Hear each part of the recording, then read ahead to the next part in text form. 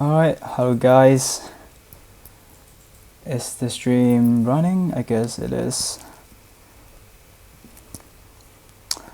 Hi Brian. Hey James.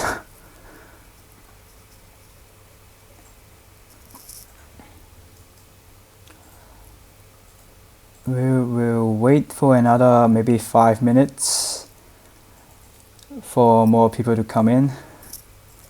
Hey Edmund. So weird to have a live stream instead of a face-to-face tutorial.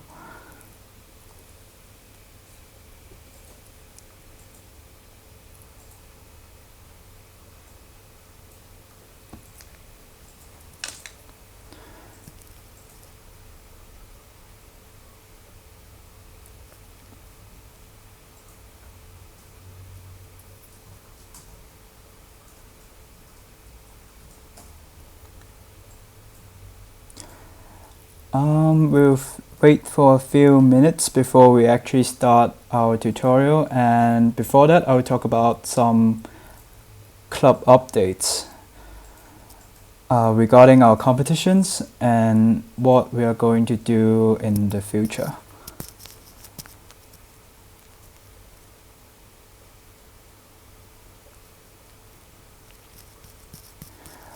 Road trip to Japan. Are we really doing it? I'm not too sure.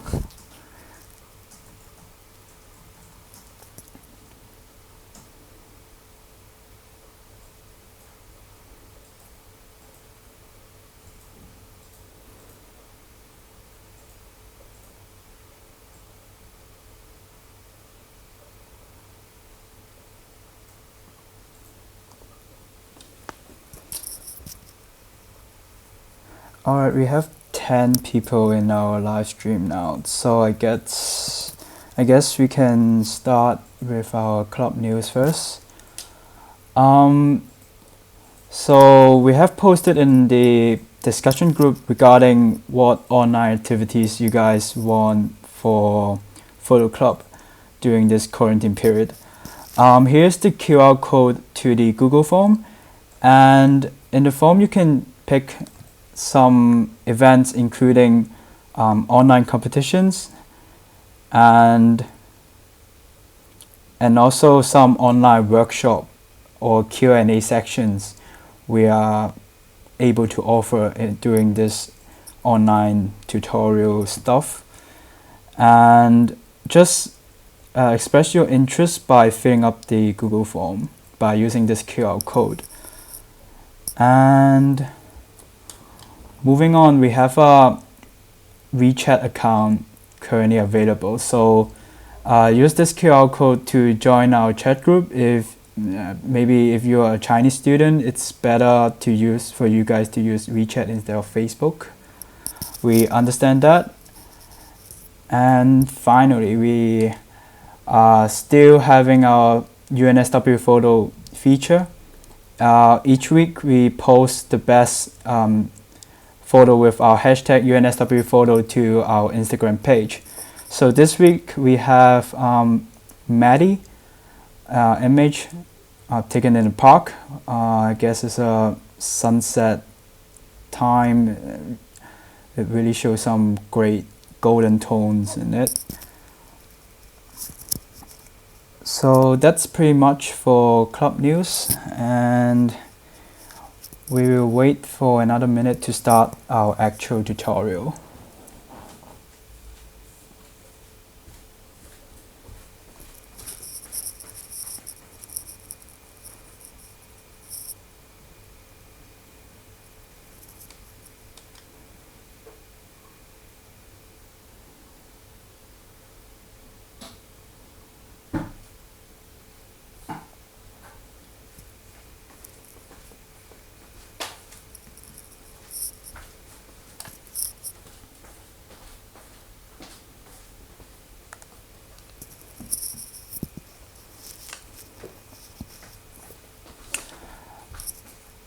Alright, good afternoon guys. Today's tutorial is on event photography. I personally have experience in events like conferences, workshop, and also orchestra and choir concerts. So I've been doing this for a few years, and I have event experience occasionally, but I actually mainly do streets and landscape photography nowadays.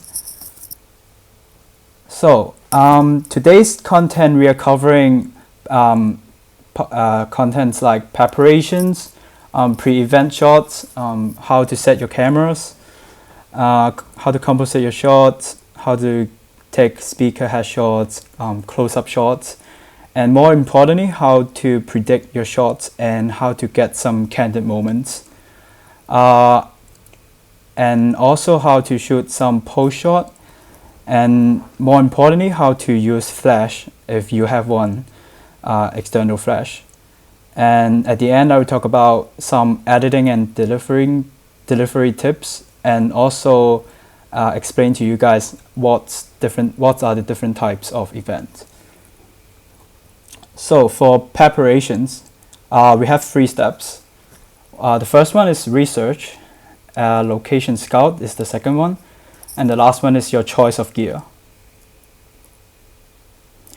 For the research part, you have to know what the event is about, what kind of image you are looking for, and ask your client or host is there any particular person's headshot you need for the event, and know what's the important moments of the event. So you really have to look for the schedule or rundown of the event to get more information about the event and know what's going on, sections after sections. And more importantly is your dress code. You always try to dress like you belong there and try to blend into the crowd. So especially in higher end events, men should actually wear a suit or ladies should wear a blazer. And always try to wear some quiet shoes to avoid some weird sounds when you're walking around. And just don't try to wear some slippers or casual wear if you are going to some higher end events, because it's kind of not appropriate and it makes you really stand out of the crowd. As photographers of the event, we always want to try to stay low as possible. The next is location scout. For location scout, you really have to have a look at the venue before the actual event starts. So you have to know the size of the venue, how is the lighting inside the room, and what is the stage position. And as you walk around and see the layout of the room, you try to plan your shots and try to have a photography list and know where you should go to the particular spot. If you are taking that kind of maybe headshot or group photos, where should you move? You kind of map it out in your mind as you are doing the location scout. Next is your choice of gear. For lens, I would say you always want to have as large aperture as possible. So, but if you don't have one, just make good use of what you have. I would say the best lens combo is an ultra wide, a standard zoom, and then a telephoto lens. Ultra wide, I mean by maybe 15 to 30 or 18 to 35 mil.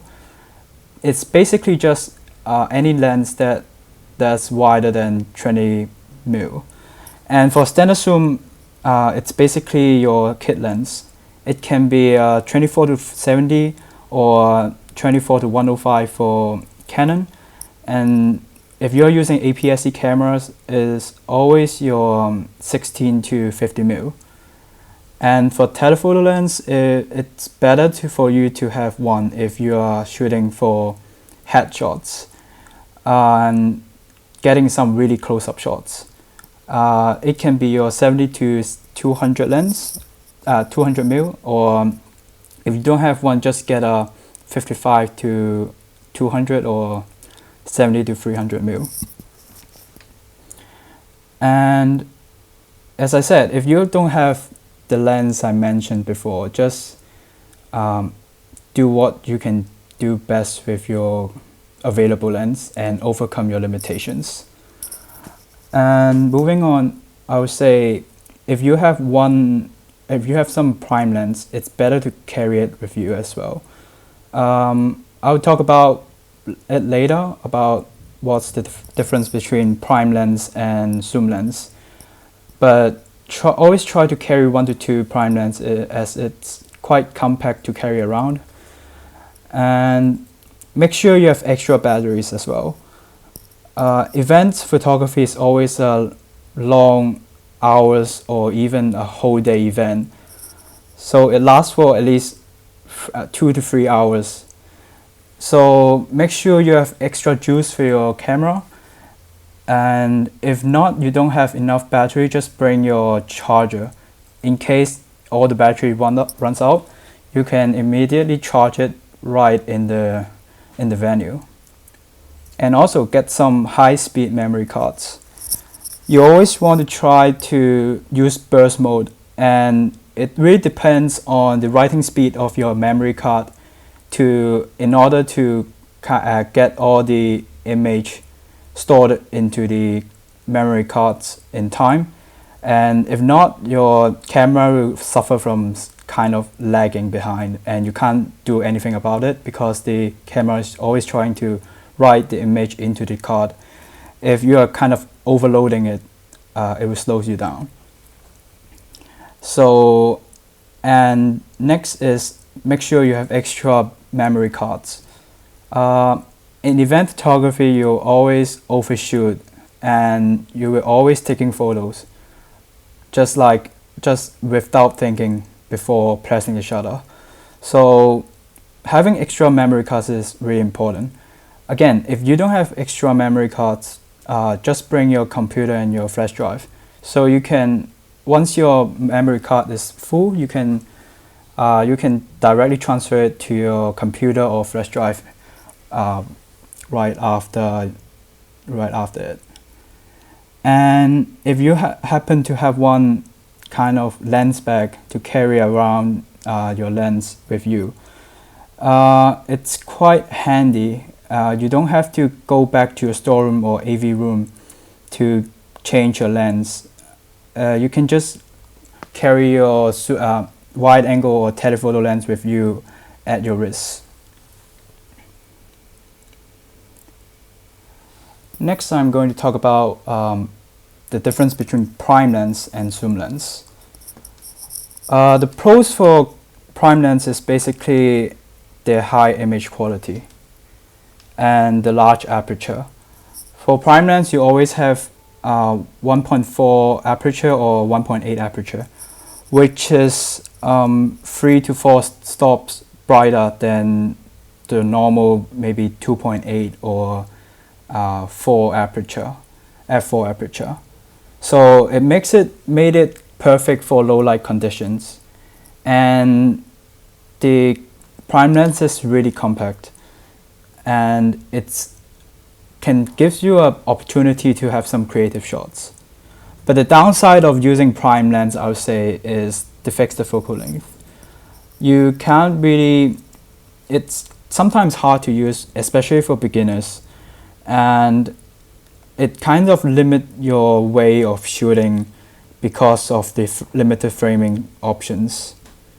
So that brings you to the zoom lens. The advantage of it is you can always walk around with it, and its adaptability is really good, as you can go from wide to medium range, and it can precisely frame shots in various conditions that reaching, as I said, from wide to medium range. But the downside of it is it's less sharp than prime lens, and the largest aperture you can get is always f2.8 or f4.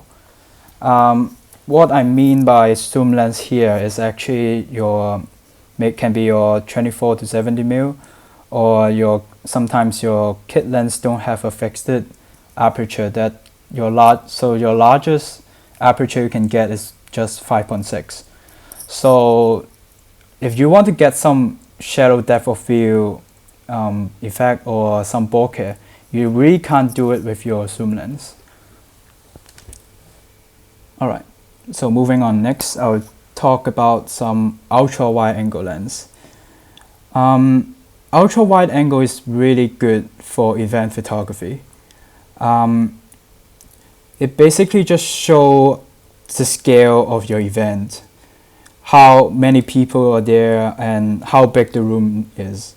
So ultra wide angle gives you the opportunity to show how large the scale is and how many people are there, because ultra wide actually kind of distorted the environment and make it way more larger than it show in scale.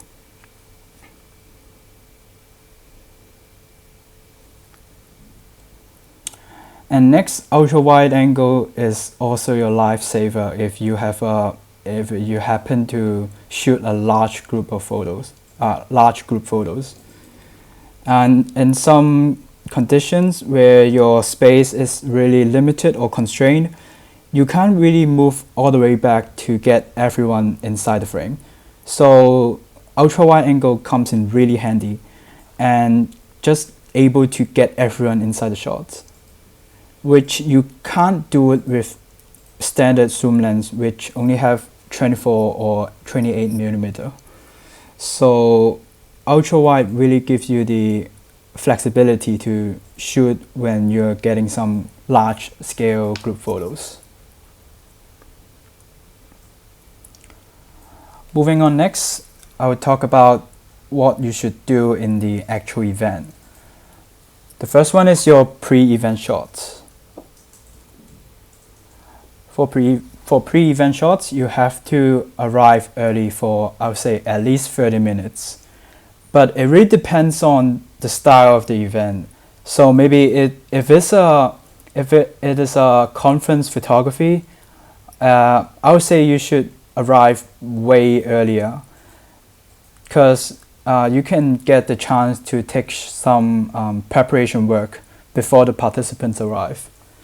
It's always good to photograph the empty venue before everyone arrives. It's because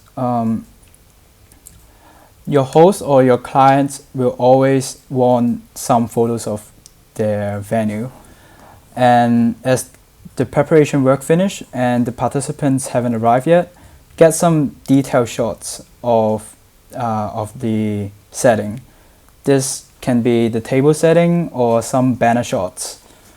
It is because sometimes your clients or host may wish to have a similar setup in the future, and your photos will be very valuable to them. And next, it's your establishing shots. It basically tells people where the photos are taken. As in the later stage, you will try to have more close-up shots and candid shots. So it's better for you to take some establishing shots at the beginning, so people have an idea of where the photos are taken at, and this photo can act like an anchor point for you for your close-up shots in the later stage. So here are some examples of what pre-event shots can look like. Make sure you get some wide angle shots of the venue and some detail shots, which can be some brochure or some name cards in the reception desk.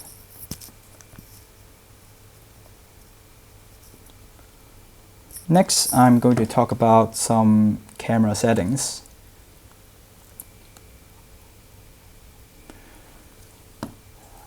I always recommend you to use manual mode, as it's easier for you to adjust according to your conditions.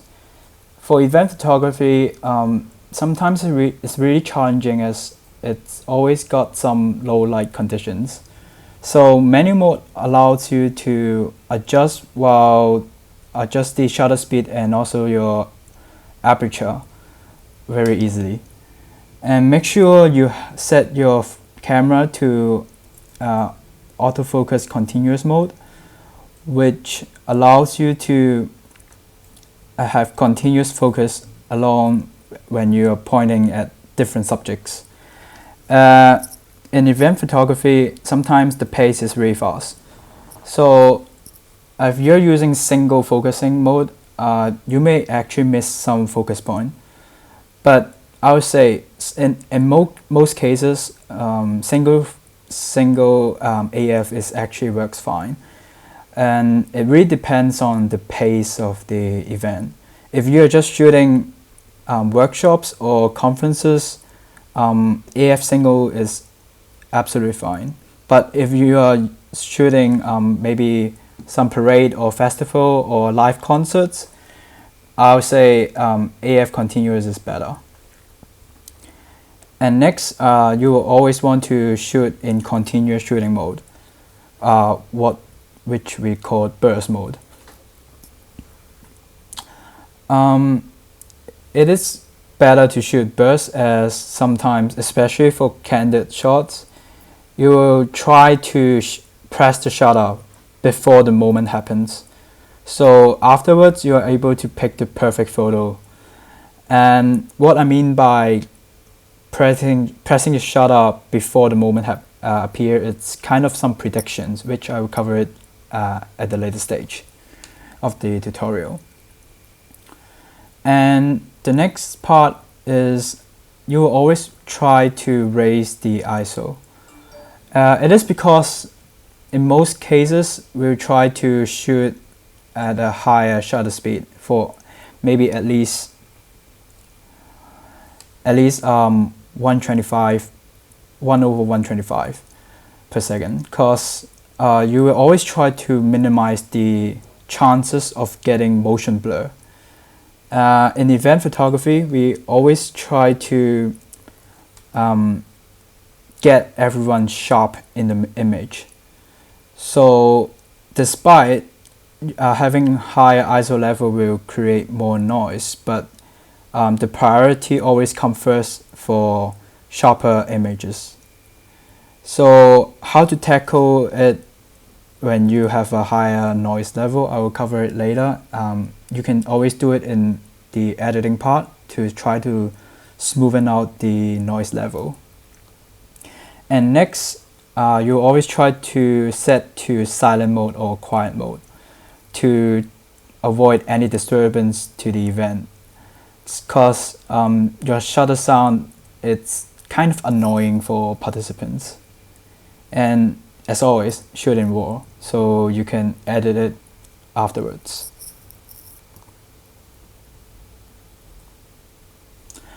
Next, I'm going to talk about composition. You will always want to search for different angles. This can be pointing up, eye level, or shooting downwards. And inside the room, you will always try to move around instead of staying at one place for too long. Just don't be shy and grab the opportunity to shoot up front, but be quick and be quiet and stay low as possible, as you'll always try to not disturb others, but it's also your responsibility to get some decent photos. So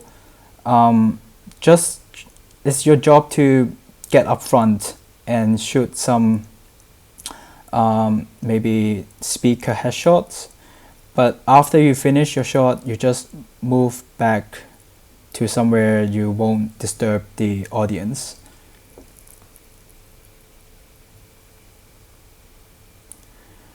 So for speaker headshots, you always try to shoot with wide open aperture and use telephoto range lenses. If you're using zoom lenses, which maybe your furthest you can get is 70mm, you may end up in cropping your image in order to get your speaker to fill up this frame. So it's better for you to use telephoto lens, which can cover up to maybe 200 mil, and use the audience as your foreground. Try to shoot through their head. It's a really good way to composite your shots to make it less dull. And using your audience as your foreground gives you more creativity in composing your shots. And try to predict the speaker's blink. You will always pay attention to the pause of the speech. So you kind of get the rhythm and the pace of the speech, so you can get a better photo of the speaker talking. So here are some examples of speaker headshots. You can notice I always try to have some foreground in my shots. And using large aperture that can create a shallow depth of field. So it appears your speaker is actually the focus of your shots.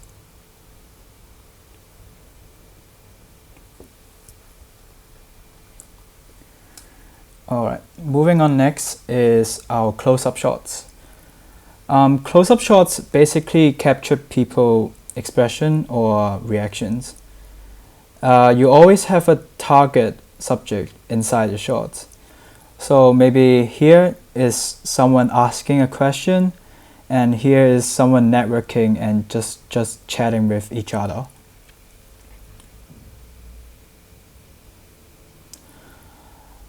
So you composite your shot based on your subject or your person, and at this point you will try to look for some candid moments. So it brings us to the next part, how to predict your shots, which is sometimes called candid opportunities. So in this part, we'll try to predict people movements and also predict scenes happening inside the event.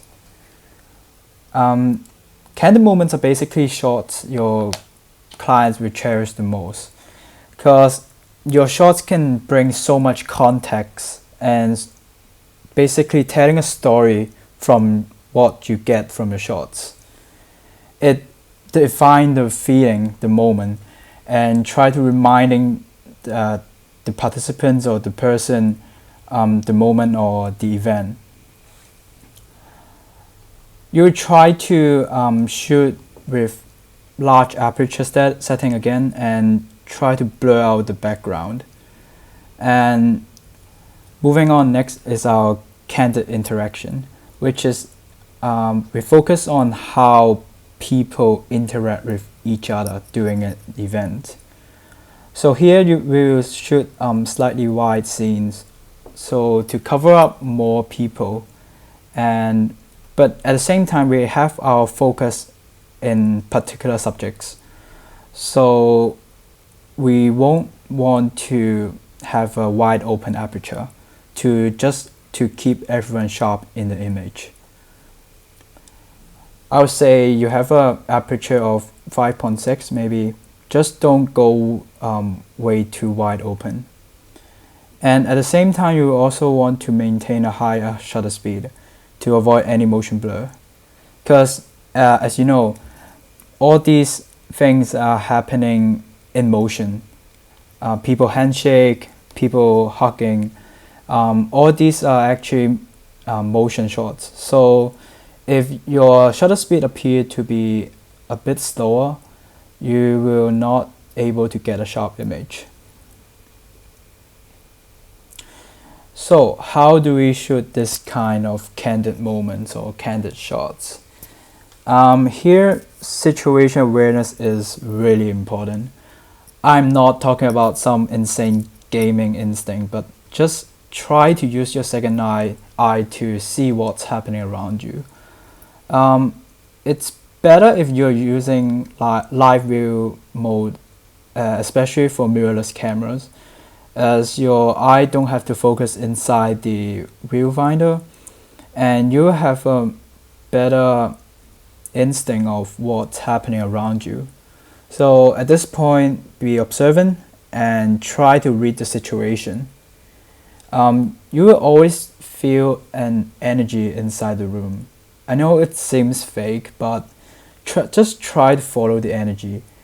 You have a good feeling of what's going on, and you try to anticipate what's happening next.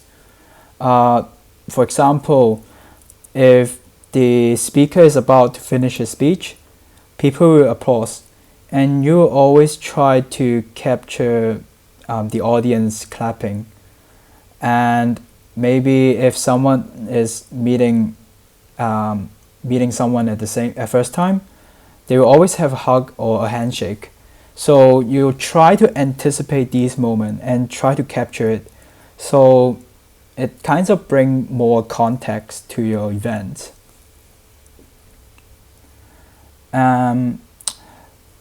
The next part is you kind of want to make some predictions. As I said, some maybe applause after one speech, and also at the same time some facial expression. Facial expression is really important in event photography. Good event photography, it's basically about people expression. And event photography is basically seeking the profound moments of the event. So powerful expression gives so much context to your photos. So set your camera to continue shooting mode, so you're always ready. Sometimes it's basically you set up your shots and just wait for the moment to arrive. And before the moment arrives, you press the shutter and try shooting a few frames before the moment actually happens. Next is pose shots. Pose shots are basically small group photos. But for pose shots, you have to reach out to a group of people and approach them. Maybe just ask them if they would like to have a photo.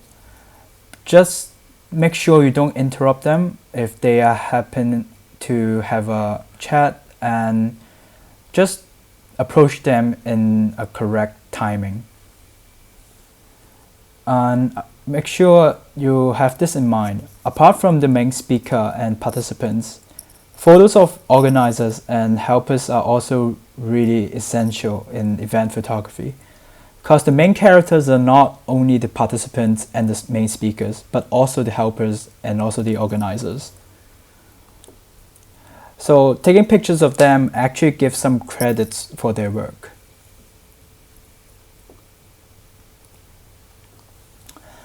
Next, I'm going to talk about the use of flash. You will always try to get an external flash instead of your built-in flash, because if you're using a built-in flash, you can't really turn the angle of your flash. You always try not to directly flash on someone. It's always a no-no.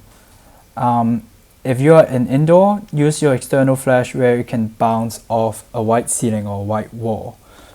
It diffuses and make it more flattering on people's face, instead of if you are using flash directly on someone, it always appears to be too bright or too strong. And if you are outdoor, it basically serves the field flash purpose, which is to overcome some strong shadow. So someone may think if you're outdoor, you don't really need flash, but in some cases, your subject is not facing towards the sun, so you will always want to use flash to compensate the shadow. And one tips on using flash is always use TTL mode, which refers to through the lens. It's the safest choice and safest setting, I would say. But if you are not that familiar with using flash, I would say try to get one shot without flash and the other with flash. So it gives you it gives you a chance to pick from one at the editing stage. So if you screwed up your flash one, you can just use the normal one and edit your photos, edit the shadow and in Lightroom. And next, I'm going to talk about edit and delivery. I would say that deliver the photos quick, because your clients and your host will be waiting for your photos right after the event. So give yourself no more than 1 week to edit the photos.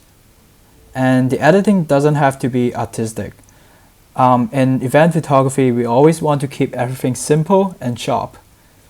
If you happen to have some motion blurred photos which the subject inside isn't as sharp, just don't give it to your host or clients. And in event photography, there are always some low light conditions, and you have to push your ISO way above your camera limit and resulting some noise.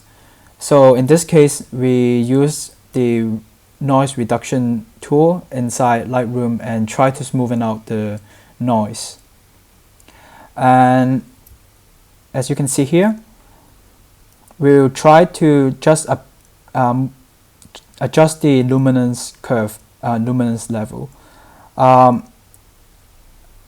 It really depends on how much noise you're getting on the photo. It can be slightly like 15 or way up to 40 if you have heavy noise level.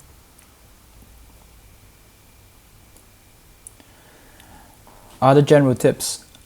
So do not try to undershoot or overshoot at the same time.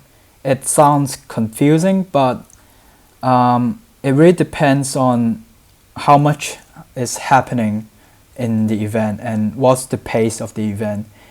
I couldn't give you an exact number of how many shots you should take within an hour or within a time limit, but I would say at least 50 photos for a 2 hours event.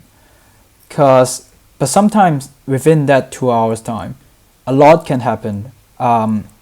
Maybe even inside the 2 hours time, there are several sections happening. So if that's the case, you need way more photos. So I would say always try to overshoot instead of undershoot, because if you are overshooting, you have the chance to pick the best ones afterwards. And if there are 2 or more photographers, try to coordinate with them. Communication is really important if you have 2 or more photographers. One maybe shooting with wide angle lens, and the other one maybe shooting with telephoto lens. So it's good communication really works out here. And if there are 2 sections happening within at the same time, if there are 2 photographers, it's better, and because the other photographer can divide your workload and you don't have to move from one room to the other if 2 sections are happening at the same time. A big no-no is do not shoot people eating. For candid moments, sometimes people may just randomly getting facial expression from someone, but always remember, don't shoot people eating. It's really disrespectful and gross. So make sure you don't do that, and make sure you have good use of the lighting inside the room. In some cases, the lighting inside the venue is really bad. Just try to move to other angle and try to see as you move along the room and see how's the lighting affecting your subject or the speaker, because different angles appear to have different lighting, so you just have to map it out yourself. And remember, your photos represent the event. Try to get most out of it and get more close-up shots and candid shots so it tells a whole story of the event. And moving on next, I'm going to talk about different types of events. The first one is conferences and panel discussions. This kind of event is more towards the professional side or career related. You will always try to get talking photos of the speakers and try to predict their blinking. And more importantly, both single and multiple people shots should be included. So if it's a panel discussion, try to get some shots of the speaker and also the entire panel. And look for audience's reactions. This can be some candid moments, or it can be just some audience listening to the speaker. And always try to use different angles. It can be under the stage, at the middle of the room, and also at the back of the room. Next one is networking and corporate. In this kind of event, you just want to try to get photos of people interacting with each other. It can be one-on-one, it can be group interaction. And pay attention to their hand gestures and try to get some both close-up shots and also wide-angle shots. It's basically just getting photos of people chatting and showing their natural expressions. The next type is concerts. This can be live concerts or some orchestral or choral concerts. For live concerts, it's really fast-paced and you will always need to get a pass for it and in order to get up front at the stage. At this point, live concerts, you can use some ultra-wide lenses. It really benefits you as it can reflect how large scale the place is and how large scale the stage is.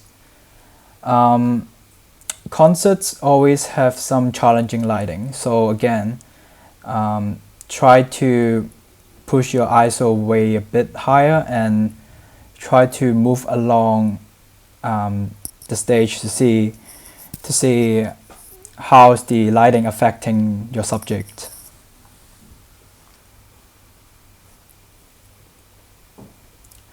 The next type is gala dinner or ball. Gala dinner is always inside a venue which has a low light condition.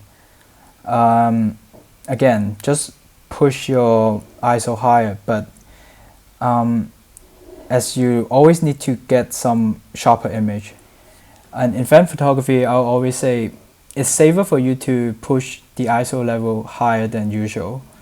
As I experience, if I try to stay my ISO level at the limit of my camera, I sometimes result in some motion blurs. So, which I guess it's better for me to get some sharp image instead, because basically motion blur photos, it's not usable.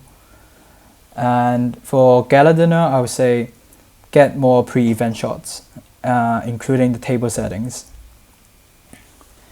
And reach out for people for pose shots and small group photos. Next is festival and parade. Parade and festival is actually some fast-paced events like live concerts. You will always try to use large aperture to create a shallow depth of view and make the subject more stand out, just like speaker headshots. Pay attention to the performer's facial expression. It will always give you some surprises. And when you try to point your camera towards them, they will always try to react to you. So make sure you capture those moments. Next, the final one is wedding and parties. For wedding and parties, you always try to pay attention to decorations and caterings for your pre-event shots. This happens before the participants and guests arrive, so you get some photos of the setup. So to give credits to people setting up the venue. And make sure you don't miss the important moments. For wedding and party photography, your clients or the host hire you because they want to capture their important moments and their live moments. So make sure you don't screw up your shots when it comes to some critical moments. For wedding, make sure you get some cake shots, and in parties, just get as much people as possible in your frame. And again, get some post shots and some small group photos. Candid shots and candid moments are really essential in wedding and parties. Alright, some shameless promote. If I have been shooting a lot these days, and I've been posting some travel photography. So give me a follow in the Instagram, and here's my page. And that's the end of my tutorial. So if you have any questions, just type through the comment sections below, and I will talk about some club news again soon, maybe in a few minutes, to see if you have any questions.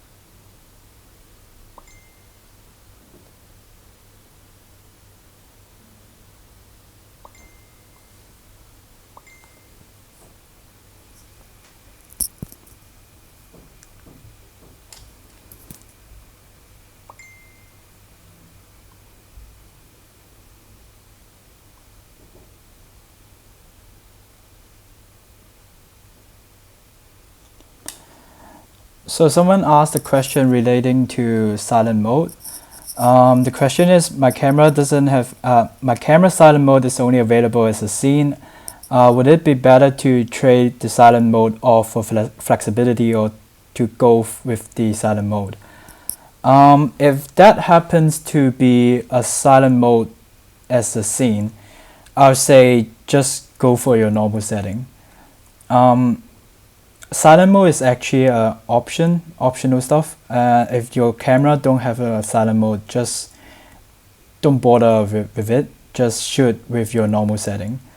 In my understanding, if your silent mode is a scene mode, it really limits your ability to adjust the settings. So it's better for you to have full control of your camera instead of using a scene mode. Hope that's answer your question.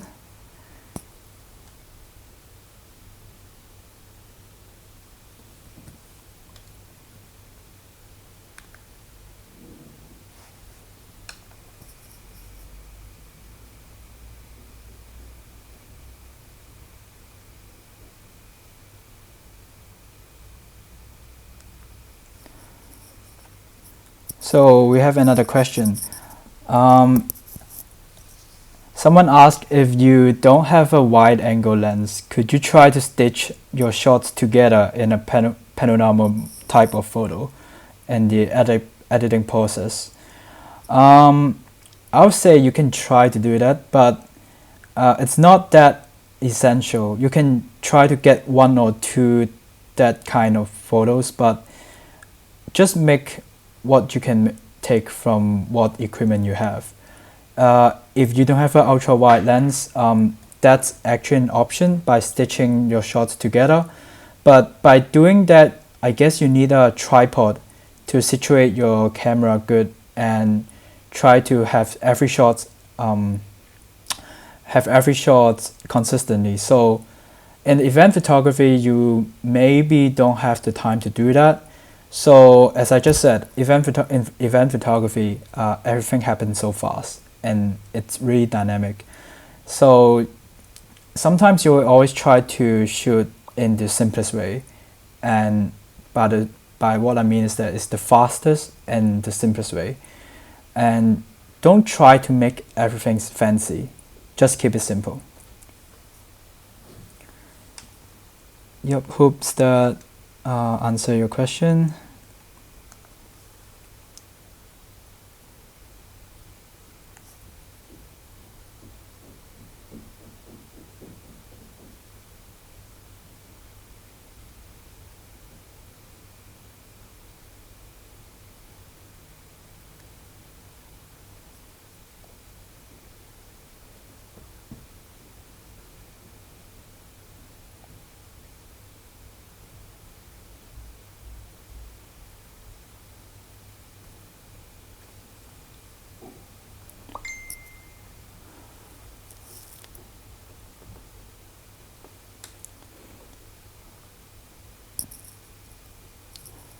Alright, I guess that's the end for the Q&A section.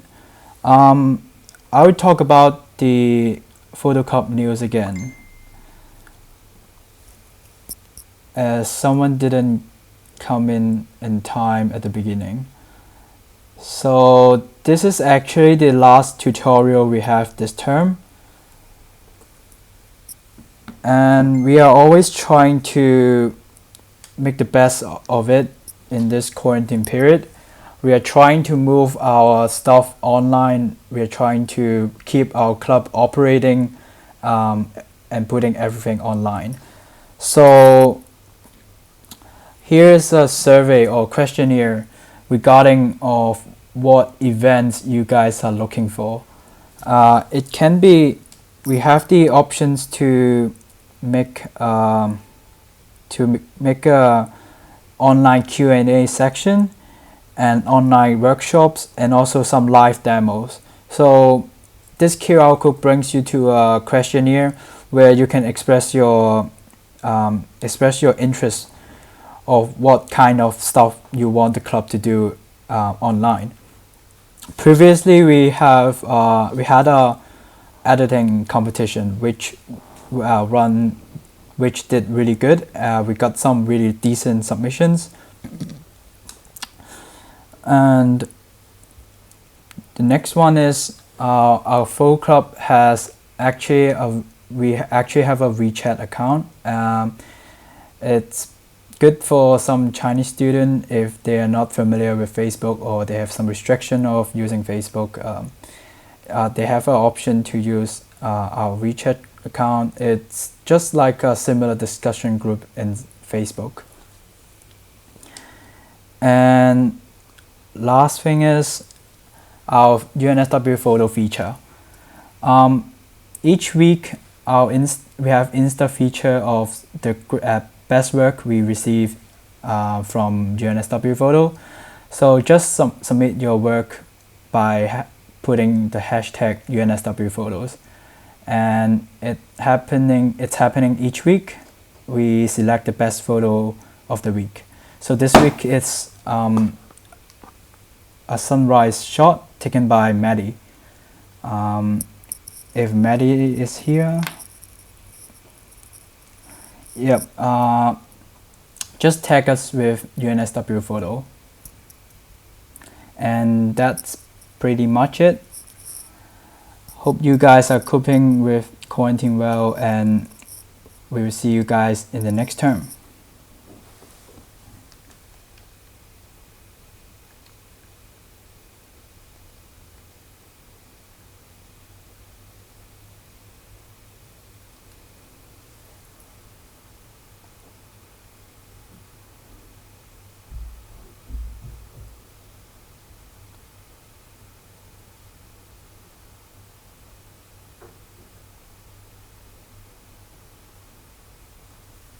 Oh my god.